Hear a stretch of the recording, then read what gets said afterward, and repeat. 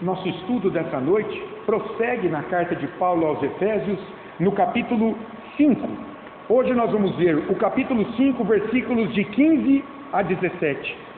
Abra sua Bíblia e ouça com fé a leitura do nosso texto bíblico aqui, para o nosso estudo dessa noite. Vamos pensar um pouco mais sobre esse tema aqui que Paulo vem desenvolvendo desde o capítulo 4, versículo 25, o chamado à santidade da igreja. Ele diz assim, Efésios capítulo 5, 15 a 17. Portanto, vede prudentemente como andais, não como nécios, e sim como sábios, remindo o tempo, porque os dias são maus. Por esta razão, não vos torneis insensatos, mas procurai compreender qual a vontade do Senhor. Texto dos mais claros e importantes, no sentido de exortar a igreja à busca pelo conhecimento da vontade de Deus, para que cresça em santidade. Vamos orar a Deus para que Ele nos instrua mais uma vez? Senhor, lida foi a Tua palavra, e a nossa alma anseia pelo conhecimento dela. Ajuda-nos, dá-nos, Senhor, sabedoria, para que não vivamos como insensatos, como tolos, como ignorantes da Tua lei e da Tua vontade, Senhor. Ajuda-nos, Deus, pelo Teu Espírito Santo nessa hora.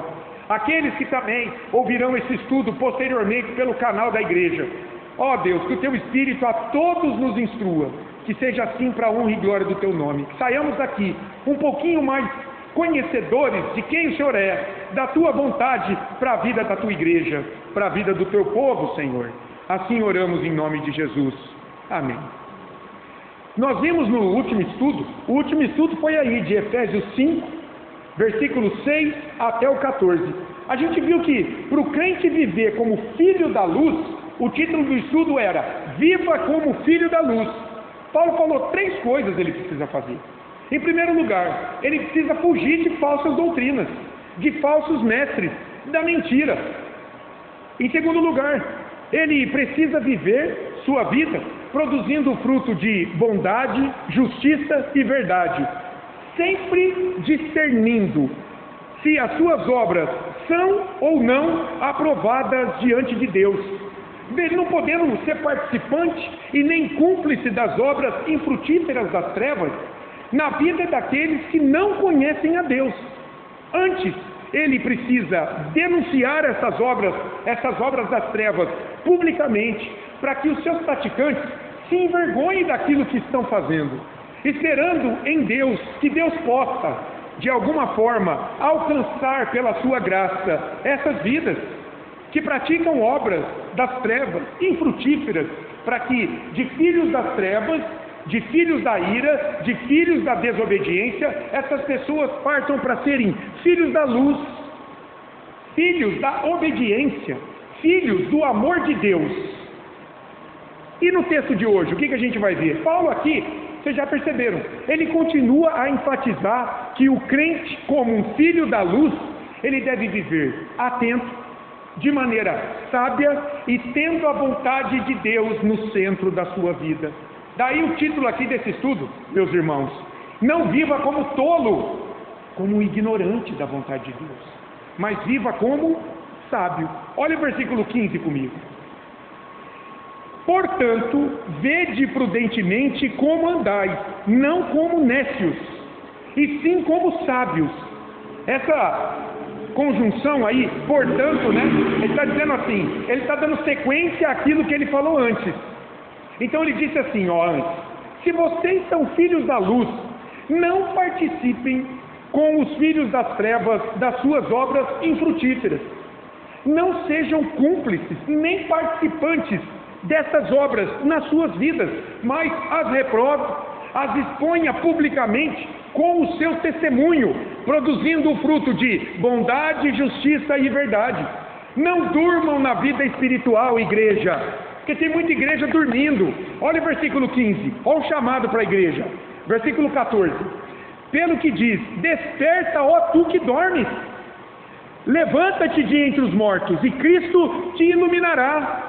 A igreja precisa ser despertada, acordada para o mal ao seu redor, para o mal ainda presente no seu coração, porque nós nascemos de novo, mas a presença do pecado em nós ainda nos abate muito espiritualmente.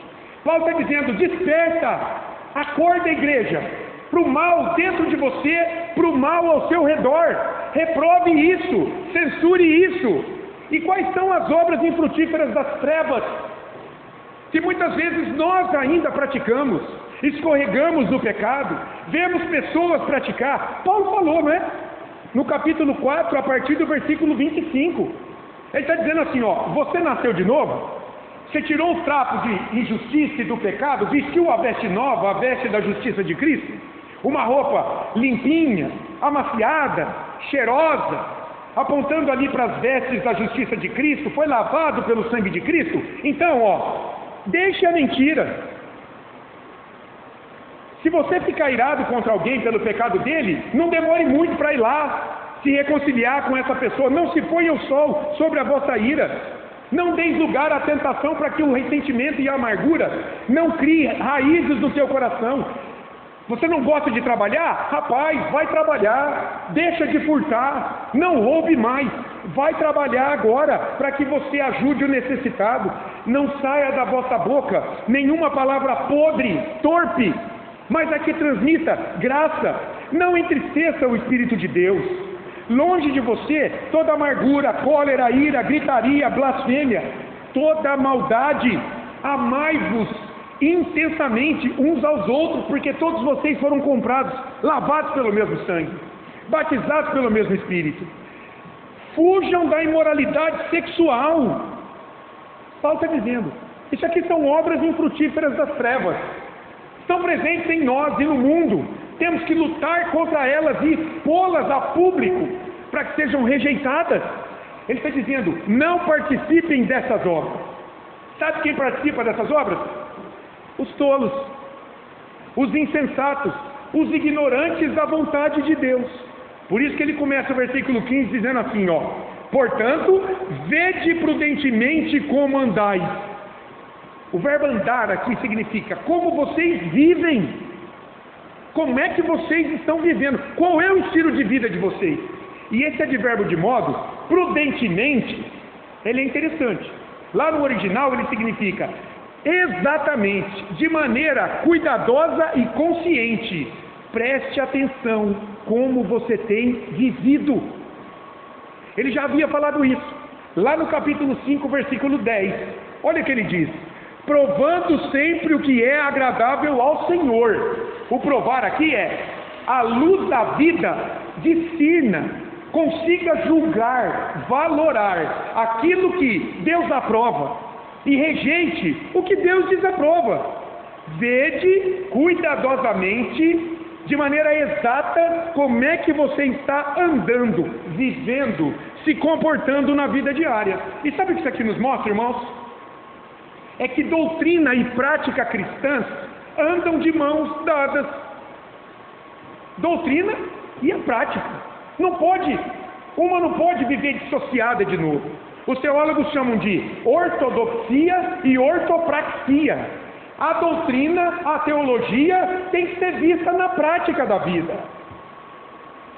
Cristianismo é mais do que um conjunto de doutrinas bíblicas. Herman Bavinck, um teólogo holandês, ele diz o seguinte: o cristianismo é um estilo de vida moldado pela Bíblia.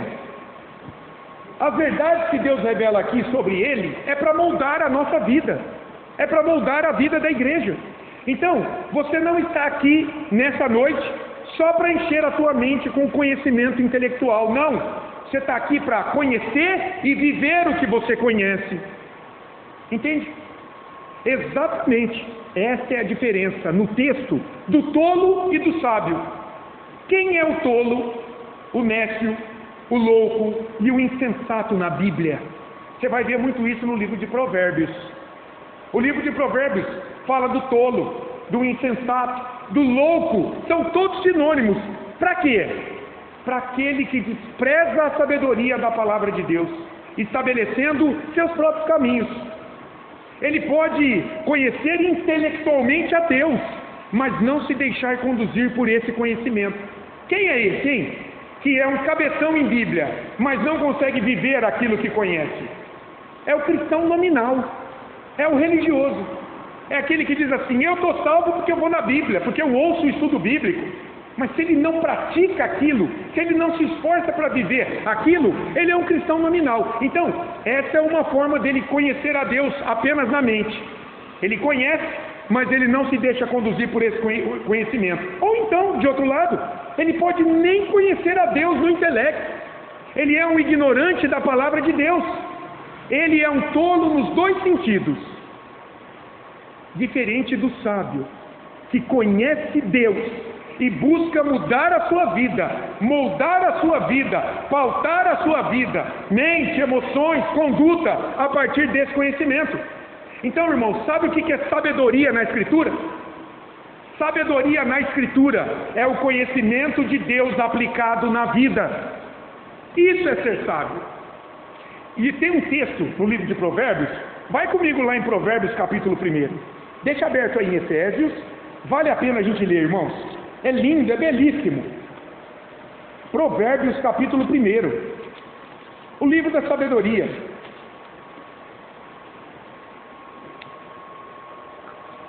O que está acontecendo aqui, ó? Em Provérbios capítulo 1, do versículo 20 ao 33. Aqui, a sabedoria, ela é personalizada. Pode entrar, amigo. Pode entrar, por favor. Senta aqui, ó. Vem cá ouvir o estudo da palavra de Deus. Senta aqui, ó. Fica com a gente aqui um pouquinho. Meus irmãos, em Provérbios, capítulo 1, versículos 20 a 33, o que está acontecendo aqui? Aqui, a sabedoria, ela é personalizada em alguém que está clamando em alta voz nas praças. A sabedoria está clamando para que ela seja ouvida. E o que está acontecendo? Muitas pessoas estão ignorando o chamado de Deus, o clamor de Deus, mas outros estão entrando na igreja, outros estão dando ouvidos. Isso diferencia o sábio do tolo. Olha que não é isso aí, ó. Provérbios 1, de 20 a 33. Ó, a sabedoria está assumindo um corpo, ela está sendo personalizada. E tem dois comportamentos diante dela. É sempre assim diante da palavra de Deus. Uns zombam, outros aceitam e são salvos. Olha lá, grita na rua a sabedoria, nas praças levanta a voz, do alto dos muros clama, à entrada das portas e nas cidades profere as suas palavras. Até quando, honestos, amareis a necessidade? E vós, escarnecedores, desejareis o escárnio? E vós, loucos, aborrecereis o conhecimento? Atentai para a minha repreensão, eis que derramarei copiosamente para vós outros o meu espírito, e vos farei saber as minhas palavras. Mas por que clamei, e vós recusastes? Por que estendi a mão, e não houve quem atendesse? Antes, rejeitastes todo o meu conselho, e não quisestes a minha repreensão. Também eu me rirei na vossa desventura, e em vindo o vosso terror, eu zombarei.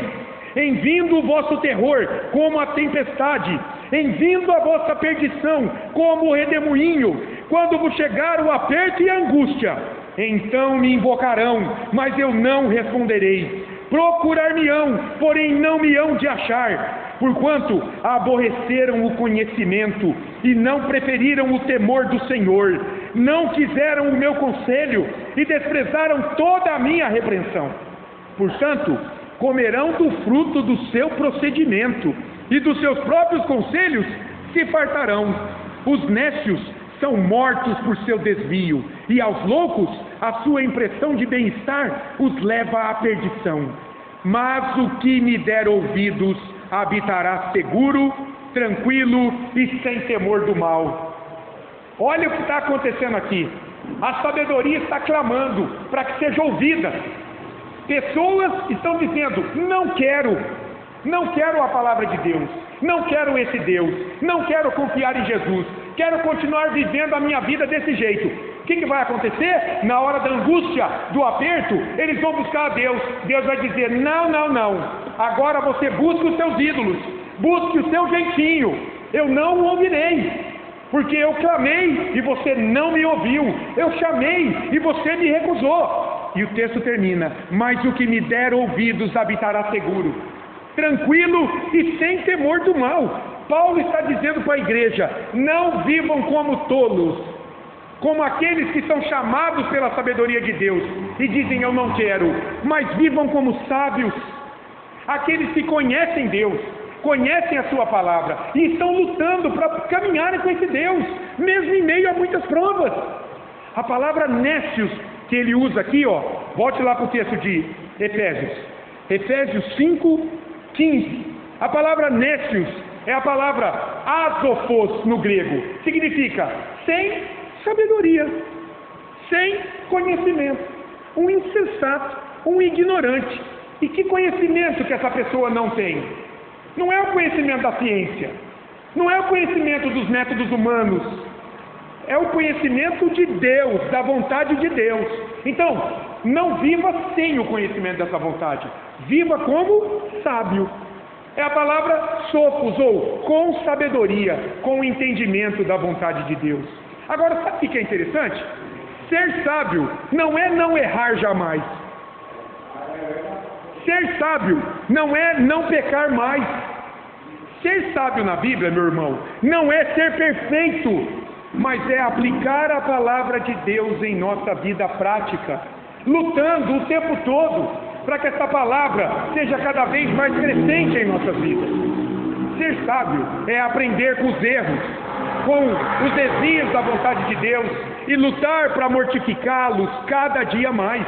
Ser sábio na Bíblia é aproveitar cada oportunidade para o pecado, para lutar contra ele, para não pecar. É o que Paulo fala agora no versículo seguinte, no 16: remindo o tempo, porque os dias são maus, porque a vida é má, porque essa era é má, ela é dominada, conduzida pelo príncipe das trevas, por Satanás.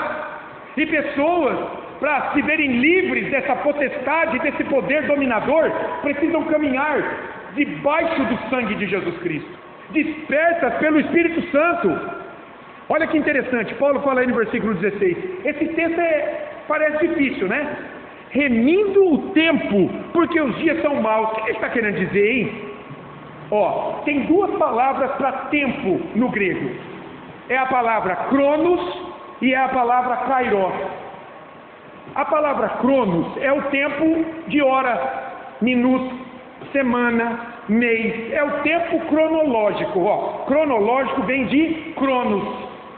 A palavra kairos não é esse tempo. Quando a palavra kairos é usada para tempo, está se referindo a uma oportunidade, a um momento, a uma ocasião, diferente do tempo cronos, cronológico. Ele está dizendo, aqui Paulo usou essa palavra kairos para oportunidade, para momento. E o que ele quer dizer quando ele usa esse verbo remindo? O verbo remir significa libertar, comprar de volta. Como é que eram, naqueles dias de Paulo, por exemplo, os escravos eram vendidos nas praças públicas. Então um escravo, ele tinha um senhor, um dono. Se uma pessoa quisesse libertar das mãos do seu senhor aquele escravo, ele o alforriava. Ele ia lá, pagava um preço e o libertava. O remia. Então aqui o remindo o tempo, Paulo está com a imagem de o comprar um escravo na praça do seu antigo dono, para libertá-lo. E o que é Jesus? O que é a redenção? O que é a remissão de pecados? É justamente Jesus nos libertando da escravidão do pecado ao se entregar na cruz, para pagar o preço da nossa redenção. Então, remindo o tempo aqui, olha que interessante, não significa aproveitar as 24 horas do dia, cada dia em suas 24 horas.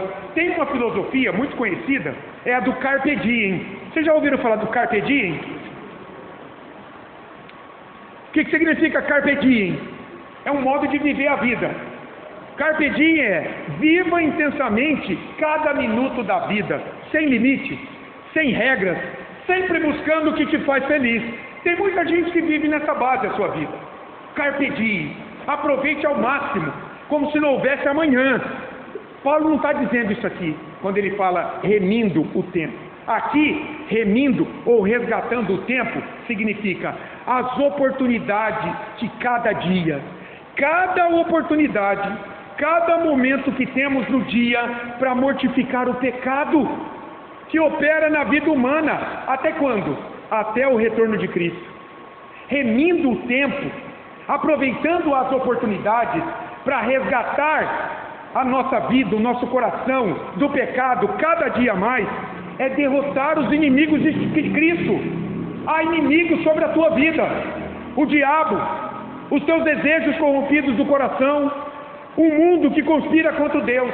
Como é que a gente derrota isso? Aplicando a sabedoria da palavra de Deus, que revela justamente a vontade de Deus para a vida do cristão. É dizer não para as obras das trevas, e sim para o fruto do Espírito. Qual é o fruto do Espírito? Amor, alegria, paz, longanimidade, benignidade, bondade, fidelidade, mansidão, domínio próprio. E a razão é que vivemos em meio, Paulo diz aí no versículo 16, nós vivemos em meio a dias maus. Está vendo aí? Olha a razão. Remindo o tempo, vírgula, porque os dias são maus. Que dias são esses? Que mal é esse? O que vocês acham? O que mais? São dias singulares ou um período de tempo indefinido, dentro do qual ocorrem esses dias maus? É um período indefinido de tempo formado por dias maus. Paulo está dizendo, existe um período de tempo indefinido dentro do qual há dias maus, que vocês precisam viver atentos, diligentes, de maneira sábia, para libertar corações, mentes do poder do pecado, das garras do diabo, aproveitando ao máximo cada oportunidade. Meus irmãos, veja bem, no Novo Testamento tem algumas expressões que mostram esse período indefinido de tempo, dentro do qual dias maus estão ocorrendo. Você vai ler, é tudo sinônimo. Você vai ler assim no Novo Testamento, ó: o fim dos tempos chegou. Fim dos tempos. Que período de tempo é esse? Quando é que começa?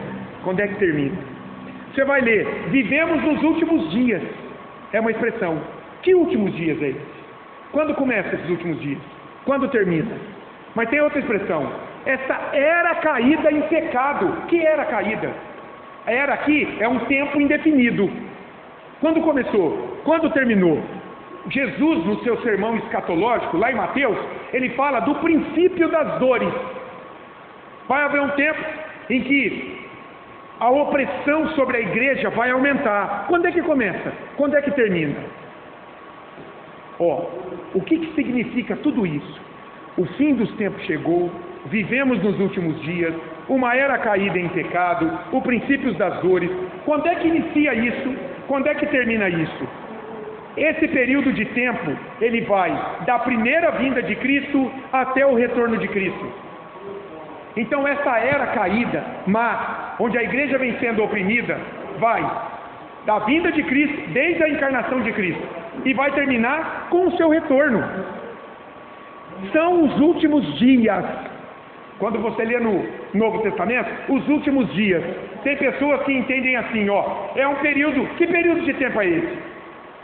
Tem várias interpretações.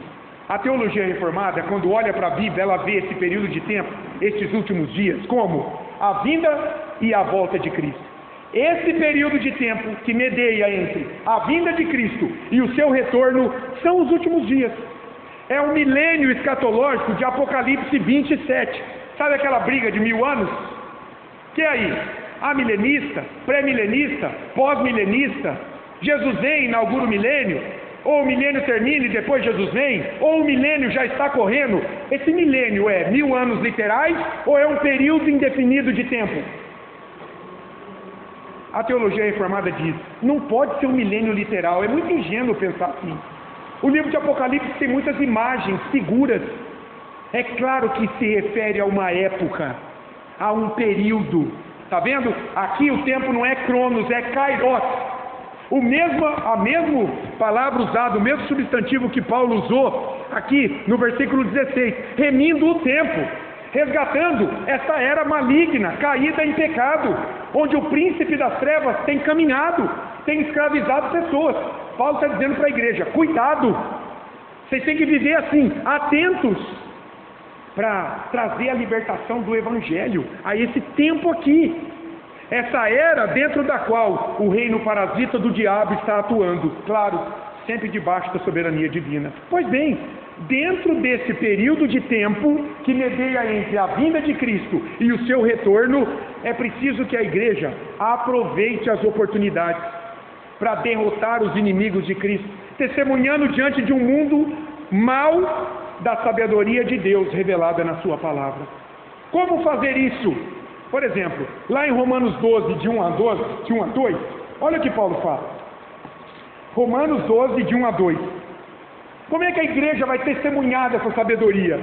Remindo o tempo, aproveitando ao máximo as oportunidades para testificar de Cristo e do Evangelho, para resgatar pecadores das trevas, para buscar a sua própria santificação. Paulo falou em Romanos 12, de 1 a 2. Rogo-vos, pois, irmãos, pelas misericórdias de Deus, que apresenteis o vosso corpo por sacrifício vivo, santo e agradável a Deus, que é o vosso culto racional. Culto, irmãos, não é só no domingo, não. O domingo é a finalização de toda a semana, cultuando a Deus com a nossa vida, com o nosso corpo, com a nossa mente, com tudo que fizemos naquela semana. Você não pode viver como você quer durante a semana e depois achar que você vem domingo na igreja, você está cultuando a Deus. Você não está nada. Olha o versículo 2. E não vos conformeis com esse século. Olha o século aqui. Com esse tempo caído. Não é 100 anos aqui, século. Não é literal. Não é a palavra cronos, é kairos, é um tempo, é uma era. Mas transformai-vos pela renovação da vossa mente. Está vendo? Como é que a igreja dá o seu testemunho? Tem que transformar o modo de pensar. Porque a partir dos seus pensamentos é que vem o que você faz. É que vem o que você sente.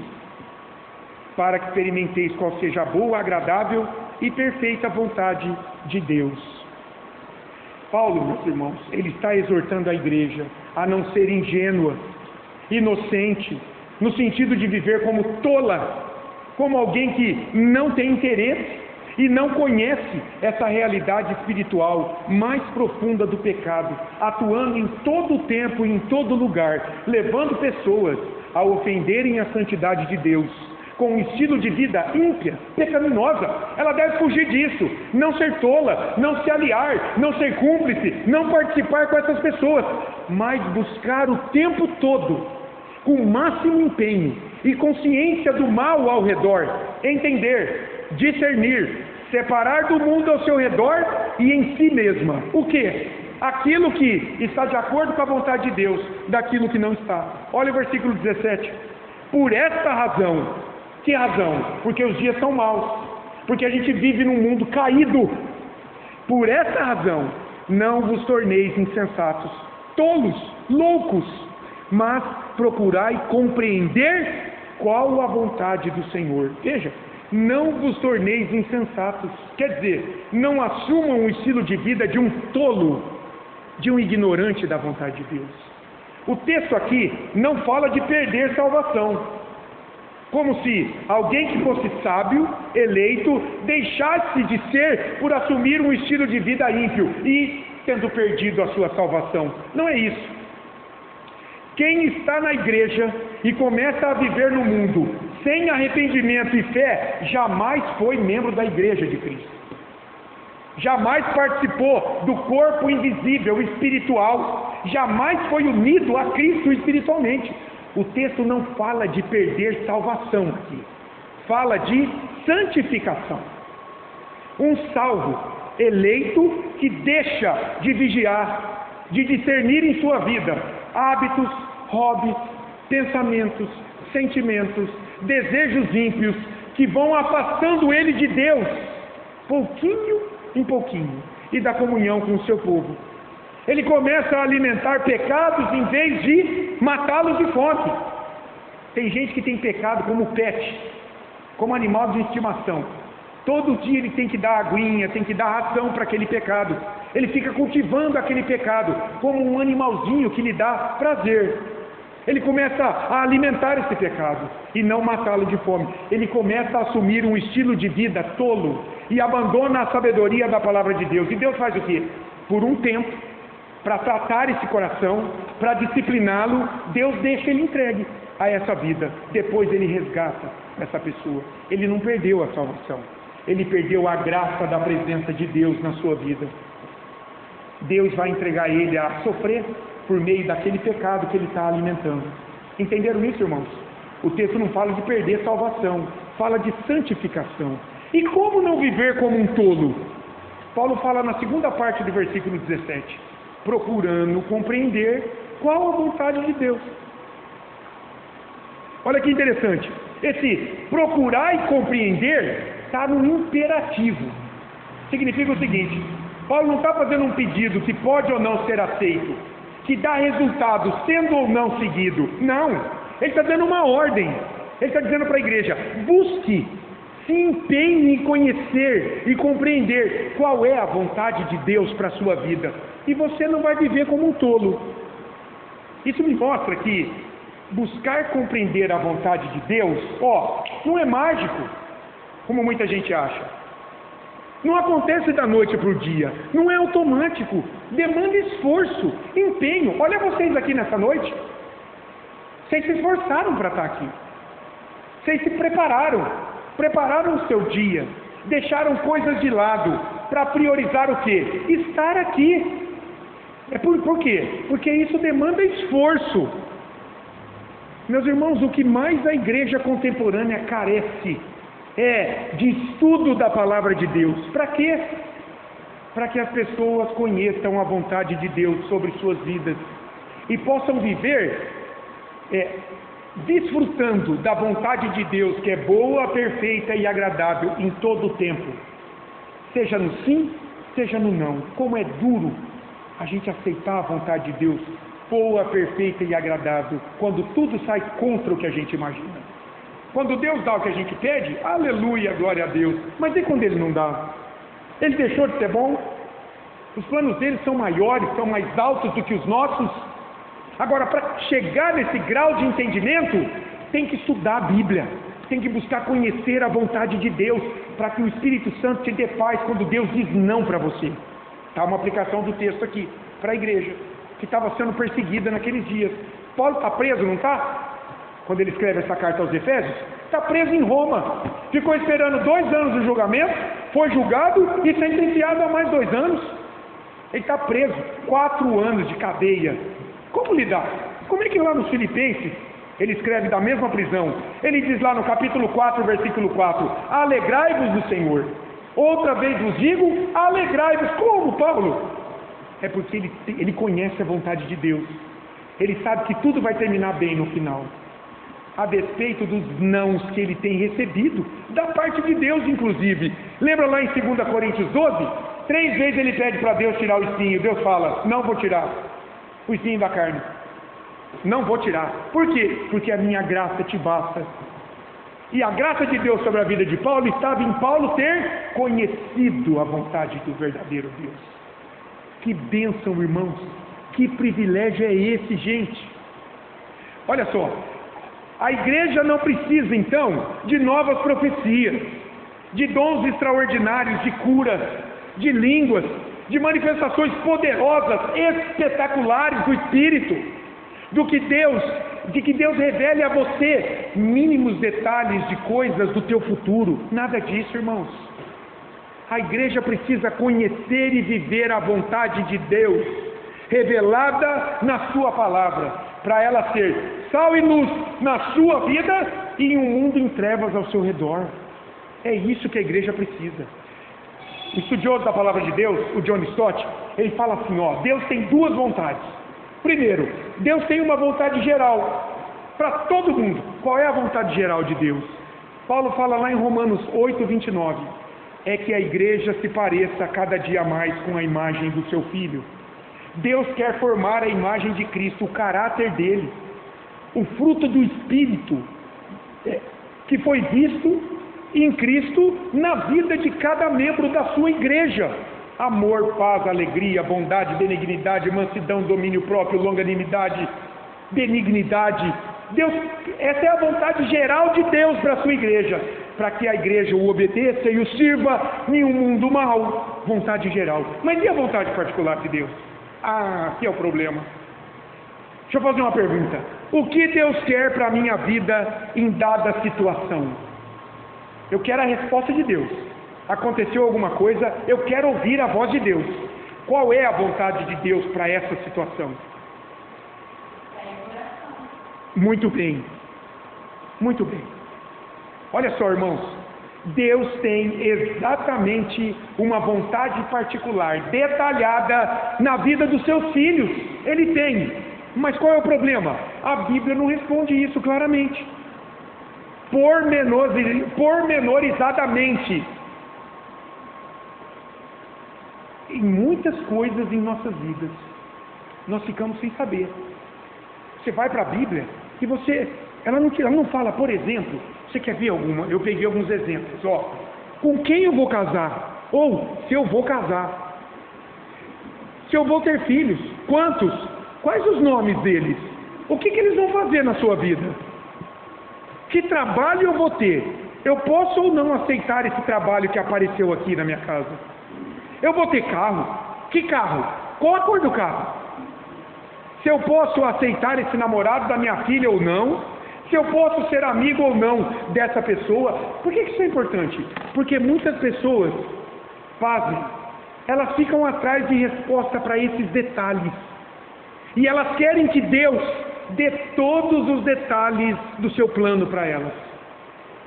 Elas se perdem nisso, irmãos. E elas deixam de perceber a riqueza de compreender e de conhecer as Escrituras. Aí entra o que a Patrícia falou. E debaixo de muita oração e paciência, receberem a resposta de Deus para os seus questionamentos. Deus irá responder a todas as nossas perguntas. Quando? Quando estivermos com a nossa mente cheia da sua palavra.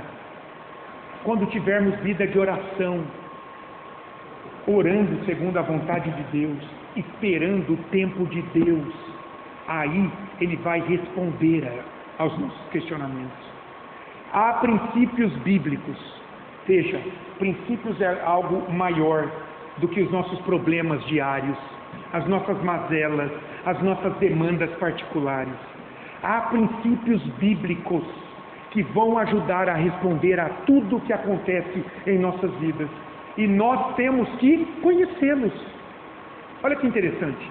Deus não diz se eu vou casar ou não, ou com quem eu vou casar, mas Ele trata muito sobre casamento na Bíblia, sobre as qualidades de um cônjuge piedoso. E se você encontrar alguém pelo caminho assim, meu caro, não espere Deus confirmar o nome da pessoa, ou a cor da pele da pessoa, ou então Ele confirmar isso por um sonho ou uma revelação confirmatória de outro irmão. Não! Veja se essa pessoa teme ao Senhor e o serve em sua vida. Veja se essa pessoa respeita os seus pais, por exemplo, e Deus já vai estar te dando uma boa resposta. Se esse irmão, ou se essa irmã, é alguém apto para se casar com você ou não.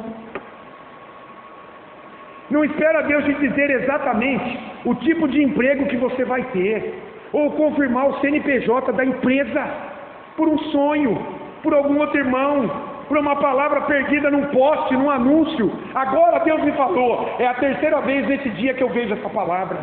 Só pode ser uma resposta de Deus, nada disso. Meu irmão, veja se aquele que apareceu, o emprego que bateu na tua porta, veja se ele é honesto, se ele é moral, veja se ele supre as tuas despesas ordinárias com alimentação, vestuário, lazer, veja se ele beneficia o próximo. E você já terá uma boa resposta para ver se esse emprego serve ou não para a tua vida. Está vendo? Princípios que a palavra de Deus dá, você precisa aplicar nas situações particulares, sem ter Deus te revelando o nome da pessoa, a cor do carro, o bairro da casa que você tem que comprar, e por aí vai.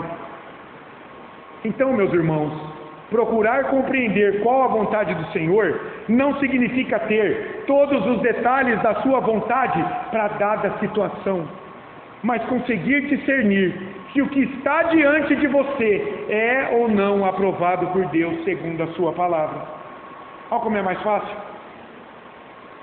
Trabalho desonesto, não importa a razão para ele, não pode ser aceito. Uma pessoa ímpia não pode ser um bom parceiro de vida para um crente no Senhor. Amigos ímpios que levam o crente a pecar não pode fazer parte do seu círculo de amizade. Hábitos pecaminosos como consultar o horóscopo diário, fofocar, fazer a vezinha toda semana na loteria, falar palavrões, tudo isso tem que ser abandonado. Por quê? Porque, embora não esteja exatamente escrito isso lá, não agrada a Deus. Deus condena na palavra dele, não é aprovado pela vontade de Deus, então deixa de lado. Paulo está exortando a igreja a viver de maneira consciente sua vida, segundo aquilo que Deus aprova. Para saber o que Deus aprova, nós temos que conhecer a palavra de Deus, que revela a sua vontade. O mundo e seus habitantes, o diabo e o próprio coração humano do crente irão tentá-lo o tempo todo a desfrutar de uma vida sem nenhum compromisso com a vontade de Deus, revelada na sua palavra. Mas o cristão verdadeiro deve ser sábio e não tolo diante da tentação, não se entregando a ela, rejeitando, expondo ela a público para que ela seja tratada, rejeitada, curada na vida daqueles que ainda estão em trevas. E quem sabe a luz de Cristo possa brilhar nessa vida. Aí a gente já pode concluir aqui. Alguém quer falar alguma coisa até esse momento? Está dando para entender? Olha, 3 versículos. Olha quanto a gente fala, irmãos. Em 3 versículos. Então, como podemos viver como sábios e não como tolos nossas vidas? Apenas 3 aplicações. Primeiro, avalie suas atitudes diariamente. Olha uma boa pergunta. Estou vivendo como alguém que conhece a vontade de Deus? Sabedoria prática envolve marcar todas as áreas da vida. Com o quê? Com a vontade de Deus. Revelada onde? Na palavra de Deus. Finanças, entretenimento, relacionamentos, nossas prioridades, tudo deve passar pela peneira da vontade de Deus, irmão. Precisamos ser íntegros, inteiros. Nós não podemos cultuar a Deus só na igreja, ter cara de crente só aqui, postura de crente só aqui. Nós temos que viver isso lá fora também.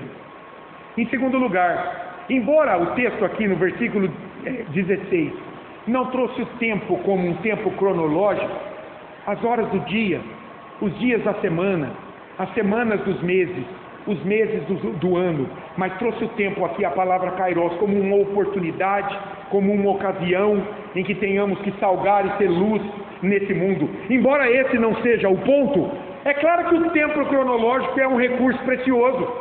Nós temos um tempo de vida. E eu digo para você, à luz do Salmo 139, não vai faltar nenhum respirar. Não vai faltar e não vai ir além. Quando der o tempo que está lá escrito no livro de Deus, acabou. Deus vai nos chamar diante dele, para prestar conta diante daquilo que fizemos. Então, é claro que o tempo cronológico é importante.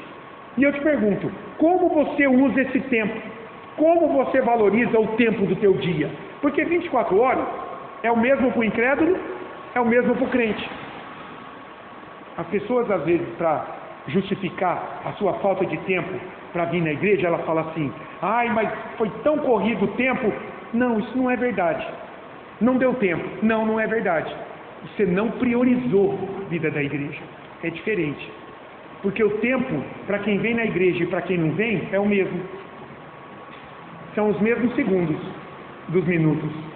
São os mesmos minutos da hora. São as mesmas horas do dia. São os mesmos dias da semana. São as mesmas semanas do mês. São os mesmos meses do ano. Para o crente e para o incrédulo. A questão não é o tempo. A questão é o que você priorizou no teu tempo. É esse o ponto. Entenderam isso? Não é interessante isso? Então, evite desperdiçar a sua vida, o seu tempo, com distrações, vícios ou ocupações vazias.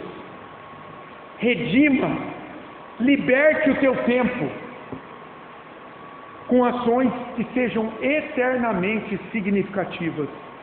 Evangelismo, serviço a Deus, comunhão com os irmãos. Hoje, olha o tempo, olha o uso do tempo que vocês estão fazendo. Excelente, ótimo, com qualidade. Vocês estão investindo esse tempo em buscar conhecer a vontade de Deus. Excelente. Aproveite bem o tempo na tua vida. Em algum momento, ele vai acabar. Em terceiro lugar, esse texto nos mostra o quê? Entenda a vontade do Senhor. Busque discernimento espiritual através da palavra, não de sonho, não de revelação, não de uma música que cantou 3 vezes a mesma coisa e Deus está falando. Não. Por meio da palavra, meu irmão, algo muito mais seguro, objetivo. Por meio da oração, Patrícia. Obediência, por meio do serviço. Você quer que Deus confirme a vontade dele em algo na tua vida? Se aproxima de Deus. Se aproxima de Deus pelo conhecimento da palavra dele, pela vida de oração. Vem na reunião de oração. Deus pode responder em uma oração de um irmão aqui, na leitura da palavra de Deus aqui, na meditação, no pensar da palavra e dos princípios de Deus aqui. Sabe aquela coisa? Senhor, pronto, hoje o Senhor me deu a resposta do que eu estava buscando. Foi pregado isso, eu li isso aqui, o irmão orou exatamente aquilo, Senhor. O Senhor está falando aqui comigo. Obediência e serviço. Vai servir a Deus com os seus dons. Deus vai confirmar a vontade dele na tua vida. Muita gente fala, eu quero servir a Deus, pastor, eu tenho boa vontade, mas eu não sei o que fazer. E eu pergunto, o que você está fazendo? Por enquanto nada. Como é que Deus vai confirmar a vontade dele? Complicado. Vai servir a Deus, se engaja na igreja. Não viva de modo impulsivo ou apenas emocional. Viva pelos princípios bíblicos. Deixa a palavra de Deus revelar a vontade de Deus na tua vida e não as emoções. Deus quer que você saiba qual é a sua vontade e viva de forma intencional, para você não ser tido por tolo, mas sábio nessa vida, aplicando a palavra dele à sua vida e não as emoções. As emoções são volúveis. As emoções naufragam ao sabor de pessoas, de circunstâncias, de sentimentos. Não. Fique com a clareza, a objetividade, a segurança da vontade revelada de Deus. Graças a Deus, irmãos, pela teologia reformada, pela reforma protestante.